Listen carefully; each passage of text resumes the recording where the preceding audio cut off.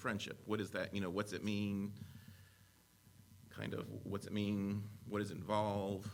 And why is it important? Because, as we don't have friends, it's you have problems. Even doctors nowadays will tell you, if someone's a loner, they often have a lot more mental issues, spiritual issues, obviously, and just other issues altogether. So it's very important to have friends, and it's even more important to have good Christian friends. And tonight, like I said, when I was thinking about it a few weeks ago, I'm thinking, like, what do I preach on? And I really had no idea. And then finally, I think it was like probably October 1st. And usually when pastor asks me to preach, he asks me several months out, and I have a pretty good idea ahead of time what he's going to ask me. This time I had no idea. Stuff I read, nothing was really clicking or anything. And then finally, someone mentioned something. I don't even remember who it was now. And I'm thinking, and then just seeing people interacting with that Sunday, and I was thinking, we need to find out what does it mean to be Christian friends and have Christian friends, and why, the importance of that, and how to be a good Christian friend as well. And I've looked back at the various times that I've had my friends that have helped me. Sometimes they've helped me with, like when I was out of a job. One time I was out of a job for 16 months, and I had friends give me money to help me out at times, or maybe they gave me a little job to help and they paid me for it. So that's one thing Christian friends can help you with. They can help you with resources. There's people that helped me and helped my family in general, like back when my mom was sick. Some of you, well, I guess not so many here now, but my mom had Parkinson's disease for 25 years. In the last roughly 10 years, 11 years, she didn't do so well. And there was a lot of times that we would call, Kathy and Mrs. Brady can testify to this, we'd call them at like 8 o'clock at night and say, help, can you come over for a little bit? We're worn out, we can't, we need a break. And every single time they'd come over and say, sure, we'll, either say, yeah, I'll come right over, or let me make some calls and someone will be over there. And sure enough, within a few minutes, someone would be over there. And like I said, I was always so grateful, because not a lot of people who have disabilities that have friends that they can call that and can literally come over at the last minute like that. And like I said, that's always a sign of a good friend. Friends for our conversation when we need to talk. That's just kind of general stuff. Like, just one thing I look forward to coming to church is just having Christian people I can talk to. That's always something you look forward to. It's something I look forward to. It always refreshes me every Sunday. Refreshes me on Wednesday nights. And also another example of what Christian friends are good for is asking for advice. There's been many times I've gone to people and say, help, I have this situation, or what would you do, or this situation. I've asked probably many people here several times. It's just always good to get good advice, because there's a couple times I've been just completely stuck and had nowhere to go, and I'm like, what do you think about this situation? And every single time I've gotten good advice. Or there's times I've asked people to pray for me. I said, hey, I'm going through this problem. I've called, several months ago, earlier this year, I think it was this year, maybe last summer, I don't remember now. I even sent some emails out to a few people that don't go to this church, just some friends of mine. I said, hey, and then I asked people in this church too as well. I said, there's this thing I'm getting tempted with. Could you pray for me in all this? And one of the people I emailed was Dr. Flanders, and he sent me back a message, and he gave me just quick, he goes, sure, I'll pray for you. I don't remember exactly what he said now, and he gave me a couple verses. He goes, and let me say, and that was just a great help. Even someone I don't, who's a friend, but not even a close friend, is, as Christians, as a good Christian friend, they understand that people need help and they will help you. How often would you ask somebody who's not a Christian to help you on something like that? I probably wouldn't do anything. But, so now let's look at good friendships and what they are. And first is, we cannot have good friendships if we do not go where the Christians are. You can't just go, you can go anywhere, but in a sense you have to go to places where Christians are. And obviously the obvious is church. If you go to, in Hebrews 10:25, says, not forsaking the assembling yourselves together as the manner of some is, but exhorting one another, and so much more as you see the day approaching. This is very important, is not to neglect going to church. Obviously there's exceptions when you're sick and gone and whatnot, but I've seen a lot of people, seen people are not here, and that's just like, where are they at? And I know one time, I've seen several times, someone I know they're going through a particular issue, and they come here and they miss the preaching, and then they miss the people they're with, and I've known there's times if they were here that they would have gotten the help they need with the problem they're at, and for some reason, they weren't at church, and I don't know why. I mean, it's none of my business in a sense, but if they would have been here, I think they would have been helped. So we're not to neglect attending church. Other ways of finding where good Christians are is going to a Christian college or a Christian university. You know, if you're that age and you think that's what the Lord wants, it's a good place to go. I have many, many friends from my time at I went to Pensacola Christian College, as most of you know. I have, even to this day, I have, probably maybe 20 or 30 that I keep in somewhat regular contact with, and a bunch of others that, I still run into from time to time. And it's always nice to, talk about things and reminisce. Let me see, was it in 2021? I went back there just to visit because it had been 25 years since I'd graduated. And every year they have an alumni time in October. So I went back, and it was kind of interesting. One time I was just in they have the building, they call it the Commons. It's just where the store is and the little restaurant they had is and some other things. And I was waiting for something, I don't remember, and I was just sitting down, and here's this guy coming walking at me, and he goes, "Whoa!" And I'm like, there's a guy named Mike, and he was my roommate from my second year there. And I was just like, and it was just nice, see someone that, I hadn't seen, and for him it had been not quite 30 years, it had been 29 years, because he was my roommate in 92, and this was 2021, so it had been nearly 30 years since I'd seen him. I'd only seen him a couple times since then. Before that, but like I said, that's when I was still at school, not since I'd graduated. So, it's kind of nice to, just to see other people and see what they're doing, and like I said, that helps you. Other things you can get involved with. I know several people here are involved in pro-life organizations to help, promote the lessons of abortion. Not having abortion, and to help women in need. It's a great place to find Christian people, even not necessarily of our stripe, but it's it's just nice to see there's other people out there that agree with you, that you're not the only one out there. Like sometimes you get kind of discouraged, and then you go somewhere. There's a lot of times I've been out somewhere and just run into someone's a Christian. They might not be a Baptist, but they're born again, they're saved, and it's great to talk to them. And you always have that, thing there with them. Other mission organizations, like, could be doing short-term missions trips. You're going to another country to help some people out, whether it's long-term or short-term. And in this case, I'm kind of thinking more along the lines of, like, people in this church, it would be like a short-term mission trip. Of course, everyone here knows Brian Savages. He went on a short-term mission trip to South Africa. And he was there. He met a missionary. And the missionary told him, he goes, "Yeah, I know a lady over here in Ohio that needs a husband. Why don't you go look her up?" Of course he did, and we know all what happened there, And I was thinking about this the other day, just thinking, here it is, meeting other good Christian friends, like I said, lifting each other up, exhorting one another. And this guy's like, "Well, I know how I can help Brian with this." And look at later on, here was it 10 years later, 12 years later, whatever, no, not quite that much. Roughly 10 years later, 10 years later, his brother-in-law ended up being our pastor, just because, he, stepped out, in a sense, on faith, and, was friends with, going where other Christians are. Charitable organizations. There's plenty of charitable organizations that you can help and meet people.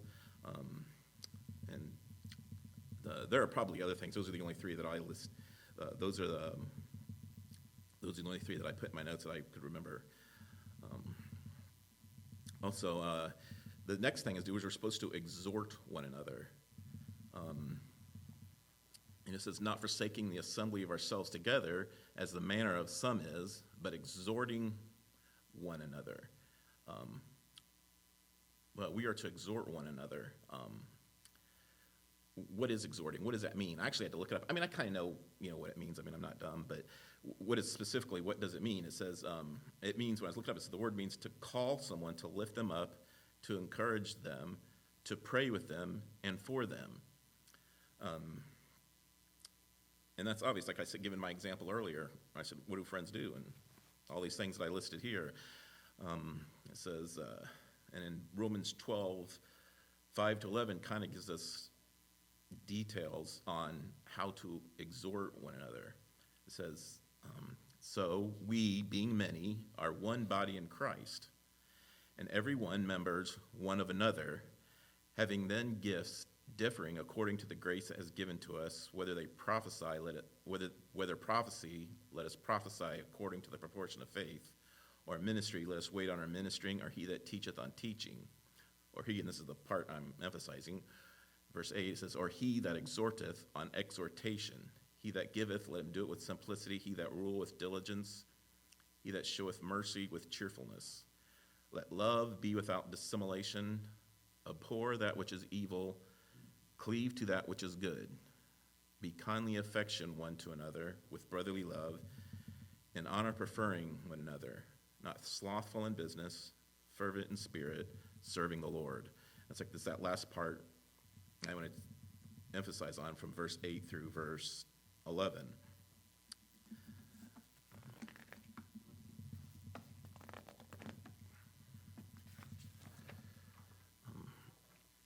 We all have different gifts, and like I said, the gifts were mentioned, and then later on, after all the gifts are mentioned, it says it gives ways that we can exhort one another. It says, let your love be without dissimulation. Does anybody here know what dissimulation means?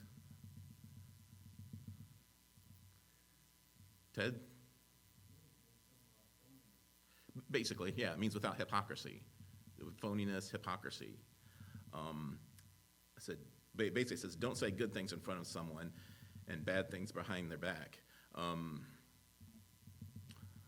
What's another way that we can be hypocrisy? I was trying to think of this last night. I really couldn't think of it, that you can be hypocritical with someone. Does anybody have anything? No, one example I remember when I was in college, there's a group of us talking, 3 or 4, and this guy was really nice, and then there were 4 of us talking, and then one of the guys left. And next, we were all being nice, and then one guy goes, "Did you hear what that guy got in trouble for?" And then he said it, and it was something that would be really, really embarrassing that you would not want out. It wasn't just like, oh, he did something stupid, And at the time, I don't know if I didn't have the courage, or I didn't know what to do, or I think I was more shocked than anything that he brought it up. And we're all the other 3 of us we're all like, kind of looking, and I'm like, why are you saying that? Why are you insulting this guy? Here he is, we're all talking like friends, and then you tear him down. And I don't even know if what he said that thing is true, because what he said was like, that doesn't make sense, because he said this is how he got punished. I'm like, I know how the rules work. I've been here long enough. That doesn't sound right. And I think some of it he may have been either exaggerating or even just flat out making it up. I don't know. But it was just one thing I could think of is that, we're all talking and being friends like normally, and then he turns around and stabs him right in the back when the guy walks away. And that bothered me for the longest time. And I don't know. At the time, I should have gone and talked to him about it, but I didn't, because at the time, like I said, I was so shocked at what he said that I didn't do it. And the next one, it says, we are to abhor evil. That's hate evil, don't tolerate it.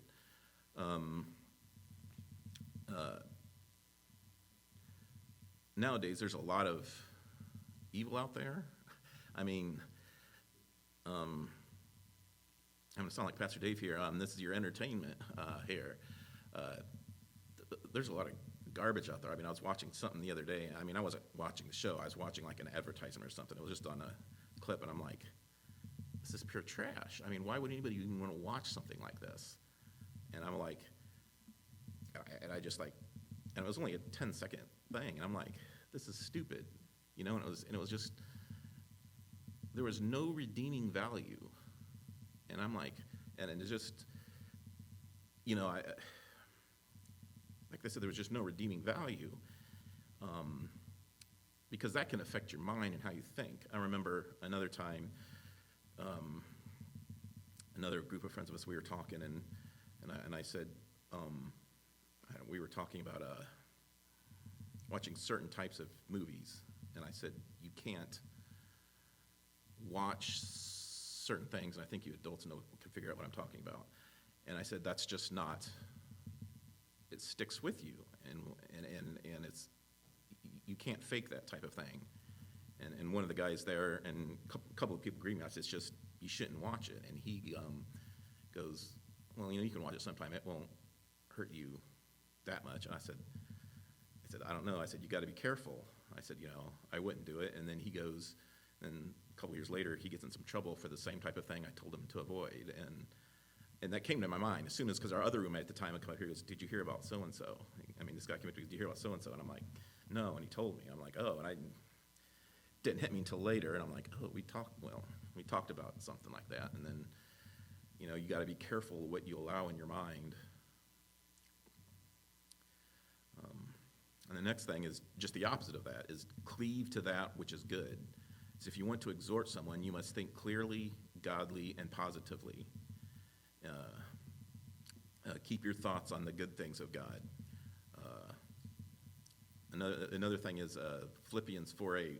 Finally, brethren, whatsoever things are true, whatsoever things are honest, whatsoever things are just, whatsoever things are pure, whatsoever things are lovely, whatsoever things are a good report, if there be any virtue, if there be any praise, think on these things.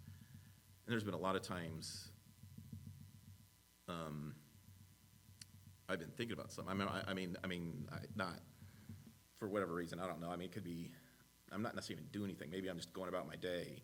And several times, and thoughts start coming into my mind, and I'm like, and this verse always comes to my mind, so I change my thinking. And then sometimes that can be very difficult to do, because it still hits you and it hits you and it hits you. But a lot of times I do that. A lot of times I'll, honestly, one thing that helps me is the hymns we sing at this church. All the time I find myself humming it, and a lot of times it's not on purpose. This week, what was it, Monday, Tuesday, or maybe it was Saturday, I don't remember. It was in the last 4 or 5 days. I'm like, just singing. I'm like, where did that come from? And then I realized, oh, we sung that Saturday, or we sung that the previous church service, and I do that all the time. I'm not even like trying to think about songs, but like I said, that can be very helpful, so you can have clear thoughts, and like I said, it's obviously you have clear thoughts, and we'll get to that later, why some of this stuff is important. And the next thing it says, on being a good friend, it says, be kindly affectioned one to another. This is straightforward. Be kind to people.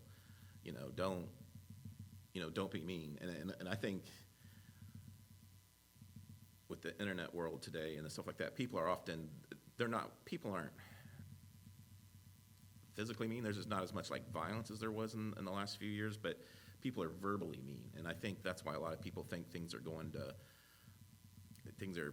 our country's kind of going down. It's not so much the violence, like physical violence, but it's verbal violence. It's people just being mean and nasty to each other. It's all over the internet. If you go on the internet, people are mean. Whether it be news sites, bulletin boards, Facebook, other social media, it's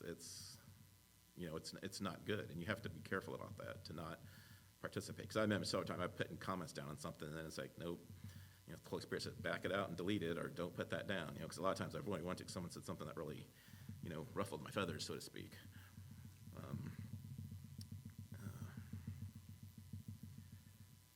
And it says, let nothing. Then Philippians 2:3 kind of explains how to do this. It says, let nothing be done through strife or vainglory, but in lowliness of mind, let each esteem other better than themselves. I think if people kind of thought along this,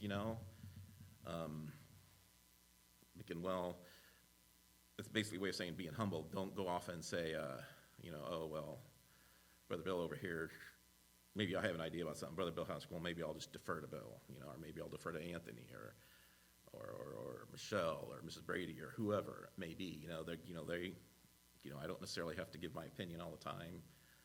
Stuff like that. Sometimes it's better just to, realize that maybe someone else has a good idea too. Don't always think that you have to speak your mind. And your mind may be valid, but especially on minor issues, a lot of times people let their pride get in the way and they fight over trivial matters, and that's very dangerous. So like I said, sometimes if it's not, something, don't let your pride get in the way. Just, let the person speak, or let the person make the decision, and then move on. And the last one, it says, not slothful in business. Fervent in spirit, serve the Lord. I said, besides your jobs, don't be slothful in helping others. Don't, if you're out doing something, work hard at it. Don't be lazy. Have zeal when you work, especially when serving the Lord. And then it says, then the last part of that verse says, and as we get towards the end, exhort each other much more. It says, and so much more as you see the day approaching. We can see a lot of people like to think, well, maybe because of all the things that's going on in the Middle East and all the things that's going on in the world, that's going to be the end times. I'm not necessarily convinced it is, but there is going to be a radical change in the world probably in the next 50 to 60 years. I think that much is clear, and it's probably not going to be for the better initially. So it's very important that we exhort each other and we lift each other up, because it could be very, it get to the point where, people come under Christians. We might not have the liberty we have now to preach the gospel. Like I said, I don't think that's going to happen soon, but it could happen, and we got to be prepared and realize we got to exhort people even more then, pray for them, help them, and things of that nature. One of my friends, this is back from 2010. She grew up in the Soviet Union, and she had a large family. People in the Soviet Union didn't make much money. And she had 7 brothers and sisters. I think her parents had 8 kids. And I looked at her and I said, how did you guys, and I kind of, because, they lived in a 3-room apartment, not a 3-bedroom apartment, a 3-room apartment. And I looked at her and I said, how did you, eat? Because I know you guys didn't make a lot of money over there. And she goes, well, Christian people, we would just help each other when we knew someone had a need. And she goes, we had a garden, and sometimes we'd help people.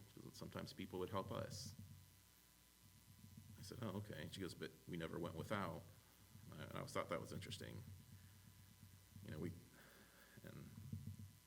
it was interesting because her grandfather at the time, and she said in 1935, her dad was 5 years old, and the KGB came in, took his dad, and they never saw him again. And then when the KGB opened up their records in the 90s, one of her cousins went and did some research and found out they took him out and they executed him for being a Christian. And she was a 3rd-generation Christian in the Soviet Union. And she just always told me about how they help each other over there, and it was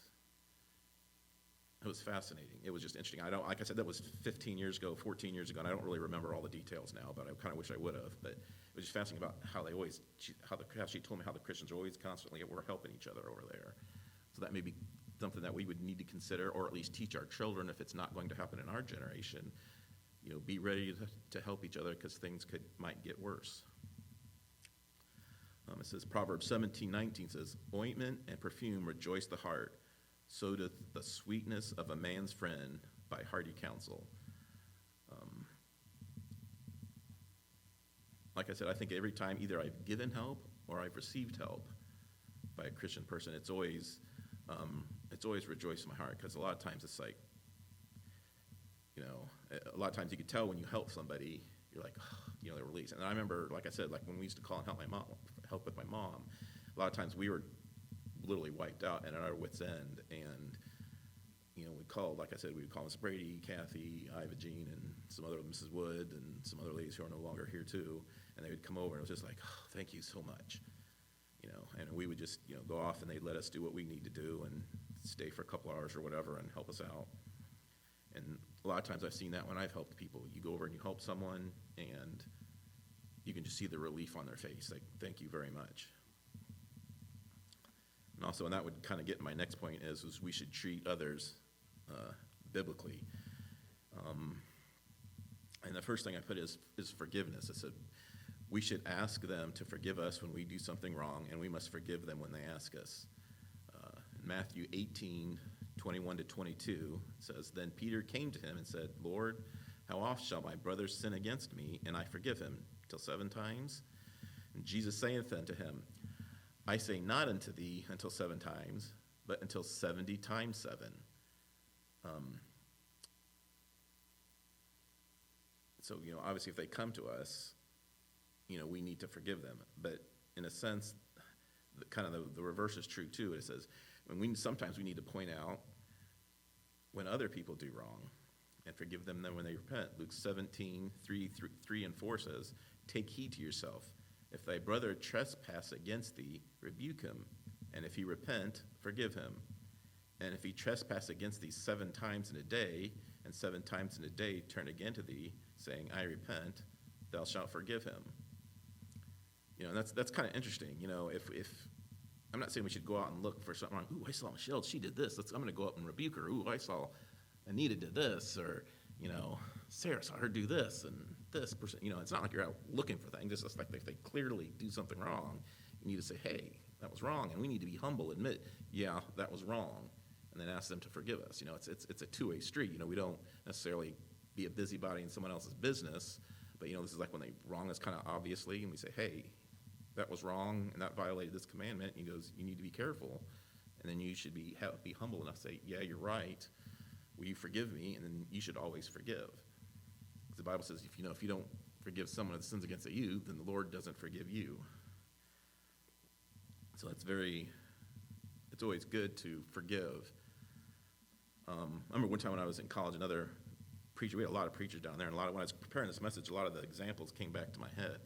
And he, one of them, I don't even remember who it was who said it, but he says in this principle, it goes, many churches, he said, if they took this principle to heart, it goes, there would be people getting in their cars and driving to their friend's house asking for forgiveness, and then the other person should be heading over to their house for the very same thing. But a lot of times, and they should be passing each other up on the road. But a lot of times he said, you're too proud to do that, or we let ourselves get bitter or angry and not forgive the people as we should. Another thing, on how we should treat other people biblically, and these are things that we should not do, and that's just basically the 10 Commandments. As you know, 6 of the 10 Commandments deal with how to treat other people. Honor your father and mother. Do not kill. I don't think anybody here is really going to be too tempted with that, about killing people. I know sometimes we might get angry, but there's one, and I didn't write this verse down, but it just came to my mind, because I use this verse a lot when I witness. The Bible says, he that hateth his brother is a murderer, and no murderer hath eternal life in him. A lot of times, people hold hate in their heart, and they don't realize that that's the first step to being a murderer. Now, I'm not saying you're going to be a murderer. Don't get me wrong. I'm not saying that at all. But for people who commit murder, there's some level of hate somewhere in their heart that they've never taken care of. They've let it grow up to bitterness. They never, to the point where they hate someone. And I remember one time, and I wish I knew the details, and I didn't, but I was witnessing somebody. We were doing some door-to-door, and I going through the 10 Commandments and telling them this is what sin is and why, I said, do not kill. And I said, you probably haven't killed anybody. Most people haven't. I said, but the Bible says if you hate somebody, it's wrong. It's almost the same as murder. And she shut up real quick. Then she's open, and you could see, and she put up a wall. And then it was polite, and it finished very quickly, And then I remember walking away thinking I touched a nerve somewhere there. And it's also one of the important thing about being forgiveness, because sometimes you can be hurt very badly, and you can let bitterness and hate build up in your heart. And this is also not something where a Christian friend or a pastor, more appropriately, or someone that can help you work through those areas, because sometimes you can't do it yourself.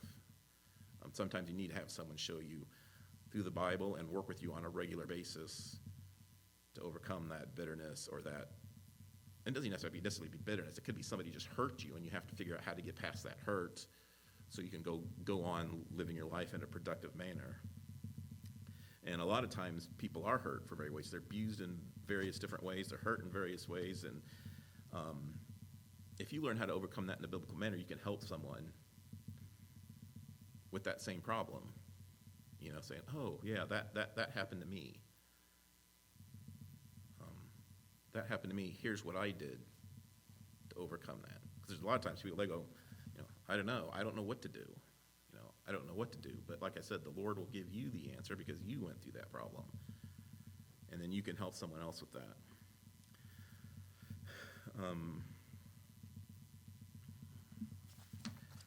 Obviously, don't steal, don't bear false witness, lie, don't covet.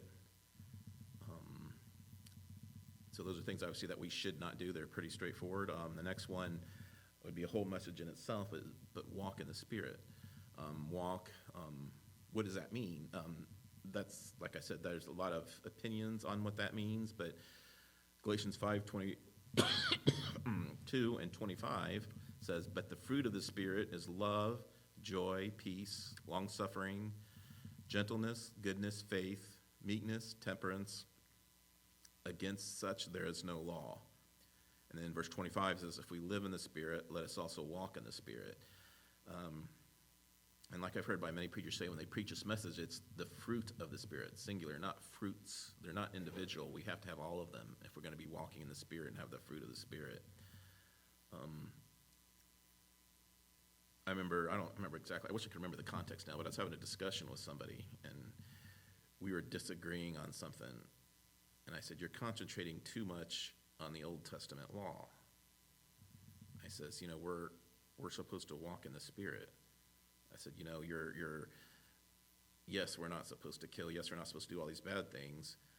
And he goes, well, that's not actually, I'm kind of turning on the order. I said, we're supposed to walk in the Spirit. I said, you're concentrating so much on the Old Testament law that you're forgetting that we're supposed to walk in the Spirit. And he goes, well, what are we supposed to do? You can say it's okay to murder people, to kill people?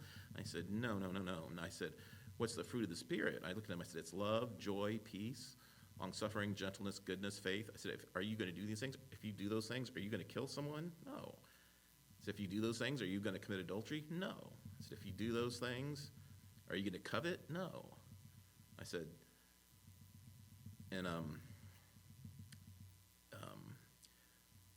here my note says, as Pastor Brady said one time, he said, sometimes because walking in the Spirit and having the fruit of the Spirit probably is harder than trying to keep the Ten Commandments, because keeping the Ten Commandments is stuff you just don't do. It's harder to do something than to stop doing something. So, like I said, having a fruit of the Spirit is a way to know you're going in the right direction, and it's a way that, like I said, you can help your friends. Also, we need to be friendly. We need to show ourselves friendly. Proverbs 18:24 says, "A man that hath friends must show himself friendly, and there's a friend that sticketh closer than a brother." While people should treat you kindly and lovingly, we must take responsibility and be friendly ourselves. I've seen a lot of people, I've been in this church for 50 years, so it kind of gives me a little unique perspective, because I remember people back 40 years ago and where they're at now, 30 years ago and where they're at now, and many good people. But one thing I've noticed is I've seen a few people complain about stuff. Well, these people are not friendly, or this is, it doesn't happen that often. No, this is not friendly, or I didn't like the way I was treated this time or that time. And I'm like, all you do is sit in the chair and preach. I said, you don't come to hardly any of the special events. And this is what I'm thinking in my head. I said, they don't come to any of the special events. They might come, we have an evangelist and they don't come. They might come on Sunday, or maybe they'll come in 1 week, or we'll have a special, like the fall festival or the summer picnic or anything like that, and they really don't come to anything. I said, you're wondering why everyone's not as friendly as you think they should, is because you're not being friendly back. It takes being friendly to friends. Now, there are times people will go through difficult things, and we got to make sure we reach out to them, and I'm not ignoring that. I'm just saying is that, if you need to be friendly and talk to someone and be friendly yourself. And I'll give you an example. Friendly, when Paul Houck was here and my dad, back when we had the tornado damage, my dad and Paul really didn't know each other those first several months. And one time when they were doing the siding project over here around the door, and they worked together for several hours on that, and Paul told me several times, he goes, man, I'm glad I did that with your dad, because I never knew your dad, and we got to know a lot about each other over that. And him and my dad were friends after that forever, and did many other projects together. So, they were friendly with each other. They just didn't do the job, because they had to do it. They enjoyed doing it, and they enjoyed learning and being friends together. Like I said, I remember both my dad and Paul told me about that.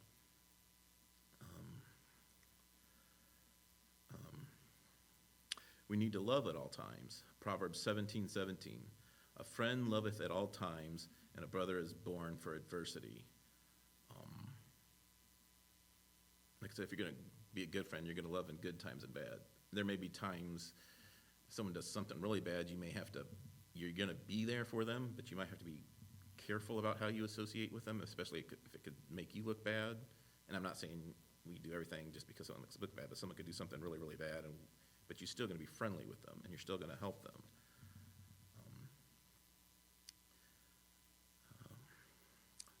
Also, having Proverbs 22:11, I'll just read the verse and then read my point. It says, "He that loveth pureness of heart, for the grace of his lips, the king shall be his friend." So it's talking about pureness of heart. You'll be friends with kings. You'll be friends with, basically, it means important people.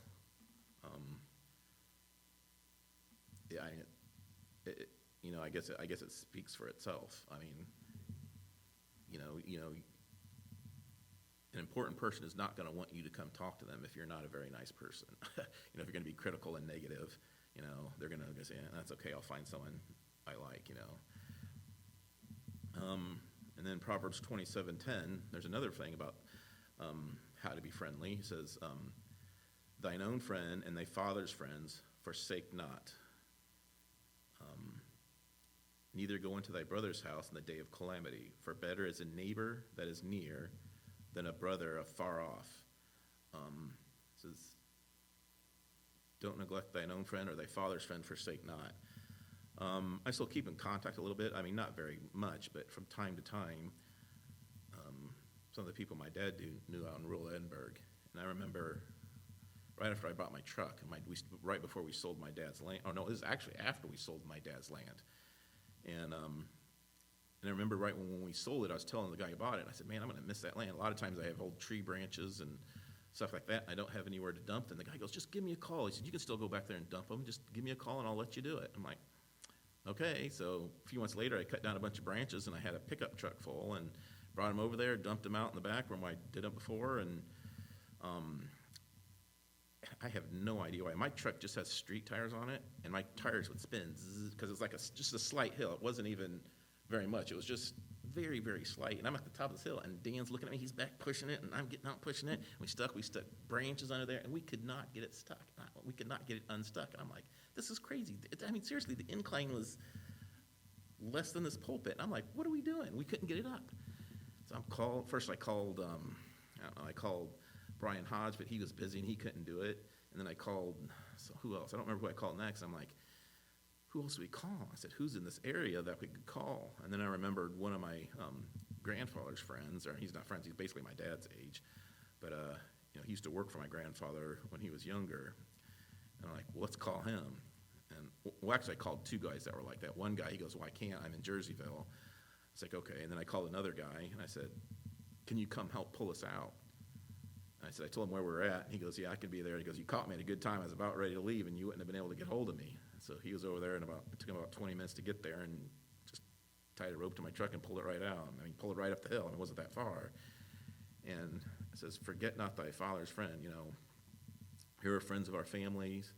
I mean, this guy's been friends with our family for since the 50s, and he had no problem coming over and helping. When my grandfather, I mean, not too many people here knew my grandfather, but he's a very generous and helpful man and a kind man. And this guy knew and he liked my grandfather. So I'm sure in part because of his friendship with him is why he came over and helped me, because I really didn't know him all that well. I mean, I talked to him here and there, but he was kind enough to come over, and I was very grateful for that. I mean, later on we were talking, I don't know if it was then or one other time that I'd run into him. He goes, "Do you remember when your grandfather was hurt?" I mean, I didn't know what happened 20 years before I was born. I'm like, "Yeah, they told me about that. My grandfather was standing on some scaffolding, probably 15 feet in the air, and he fell off and broke his leg, and I won't get to the details, but it was very ugly."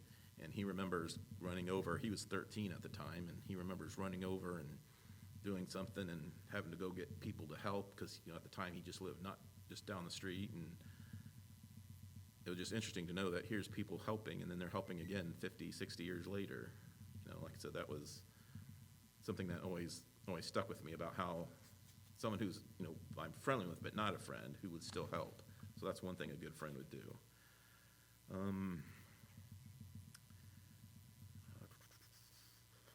Okay, now, being a good friend helps make us a better person. Proverbs 27:17 says, "Iron sharpeneth iron, so a man sharpeneth the countenance of his friend." There's been many times where people like have helped me out. They've given me advice. I've given them advice, and you just kind of, even if it's not advice, you're just talking about whatever. It encourages you, it lifts you up, and it makes you a better person. Sort of like, when you're filled with Spirit and with the Lord, it wears off on each other, and it helps you out. I wrote an example here of one specific thing, and this is 3 boys who came to Grace Baptist Academy when I was a senior in high school. They didn't start coming until, they were only there for that year. I don't think they came back the next year. But they were 3 brothers, and 2 of them were troublemakers.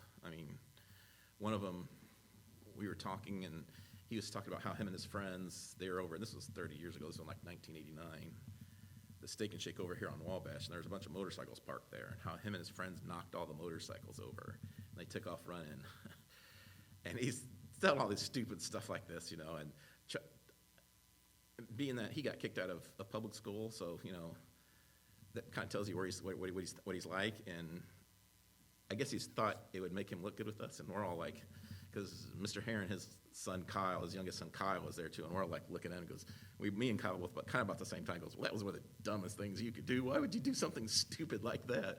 He's like, and it got to the point where this church was, the school here was so different than what he's used to that he put so much pressure on his dad that his dad pulled him out after 6 weeks, it was October, and I think he left in December sometime. They started coming out. Then he had another brother, his other 2 brothers were still here. One of them, the oldest one may have gotten saved when he was here. I'm not exactly sure. But he wouldn't, and like I said, we were friends with him, and we were nice to him and everything, but he wasn't, he didn't let the good stuff wear off on him. And, after he left here, I don't know where he went to school or anything. I hadn't seen him. I saw him once after I graduated about a year later. And I actually came to church here once. That's how I saw him, and I didn't see him anywhere. And then the younger brother he's a really nice kid. He was not a troublemaker. And he was a nice kid, and, and I was friends with him. Even though he was only in 7th grade and I was in 9th grade, we would talk a lot.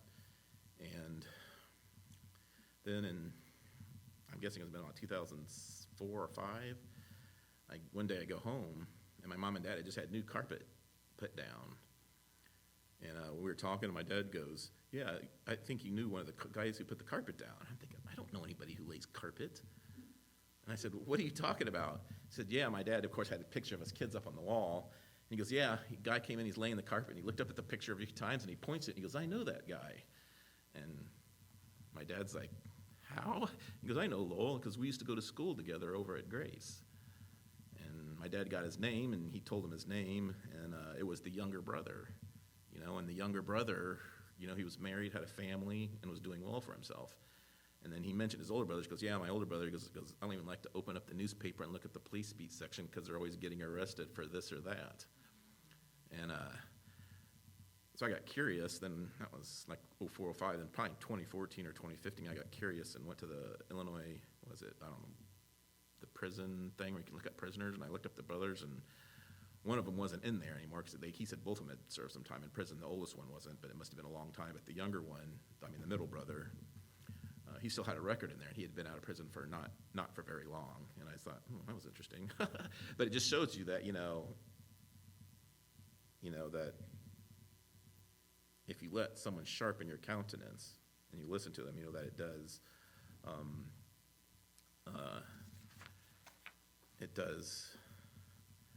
help. And another kid who went here too, he left. He was here for 3 years because we were in the same grade. We were in 8th grade, so 8th, 9th, and 10th. Yeah, we were here 8th, 9th, and 10th grade, and then he finished up at a public school. And he's doing fine now. He's married and has a family now, but he had gotten involved with some people at a public school that weren't the best people, and he told me he did drugs a little bit, and one time he passed out. He overdosed on a little bit on some drugs, and he was on the east side of town. When he woke up, he was in the White Oaks Mall parking lot, and he didn't remember how he got there. like, wow. I said, what'd you do? And he goes, well, I stopped doing it, because I haven't done anything since then. And I go, okay. I said, that's good. He hadn't done anything. And then when we were talking a little bit more later and mentioned something about grace, he goes, yeah. He goes, that's where my real friends were. They were his Christian friends, not his non-Christian friends. I'm not saying he didn't have any non-Christian friends that were decent people, but he acknowledged that the Christian people, his Christian friends, he said, were his real friends. And then the last part is we need to be a friend of God. This is, and I think, here it is, James 2:23. It says, and Scripture was fulfilled, which saith, Abraham believed God, and it was imputed unto him for righteousness, and he was called the friend of God. Basically, we need to have faith in Jesus. I think everyone here would be saved, but it says, basically just we need to get saved. Abraham was imputed unto God to righteousness, so he has Jesus' righteousness. And Matthew 7:22b and 23, this is where Jesus is talking about the judgment days, and he's talking about how some people are saying, I did all these great things. I cast out demons. I did all these wonderful works, and I did these in your name. He says, in thy name I've done many wonderful works. And says, Jesus said, I will profess unto you, and depart from me, ye that I never knew you. Depart from me, ye that work iniquity. So it's very important that we know Jesus and we have him as his friend.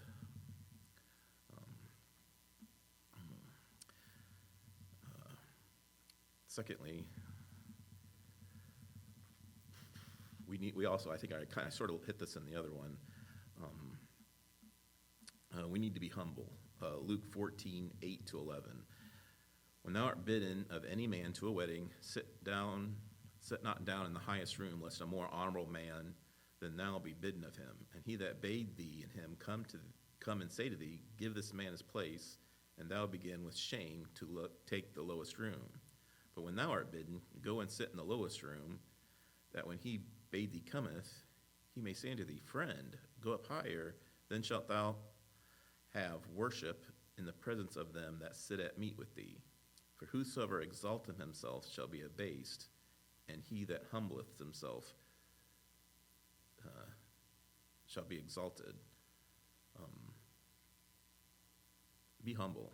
I think we've all seen a lot of well-known people that do something, and then they get their personal life, and then they get knocked down a notch because people constantly put themselves higher, put themselves out in front of people. There's that old saying, the bigger they are, the harder they fall. And a lot of times that can be true with our ego and our pride.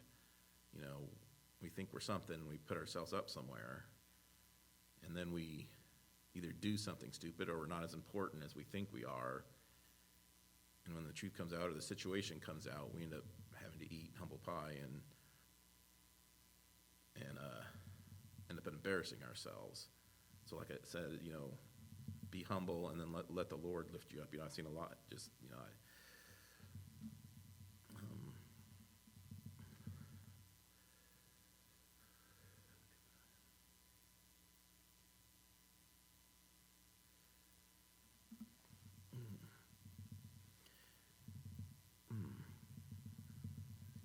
Okay, and I think that's pretty much the end of my notes. I have one more chapter here, and I honestly don't want to put any notes by it, and I don't remember why I put it, so I'm just going to skip that part. But like I said, as your friendship, when it comes to Christian friendship, love the Lord, be humble, and be friendly. And like I said, that probably sums up the message today. So, like I said, I appreciate it. And Bill, if you want to come up and do the prayer.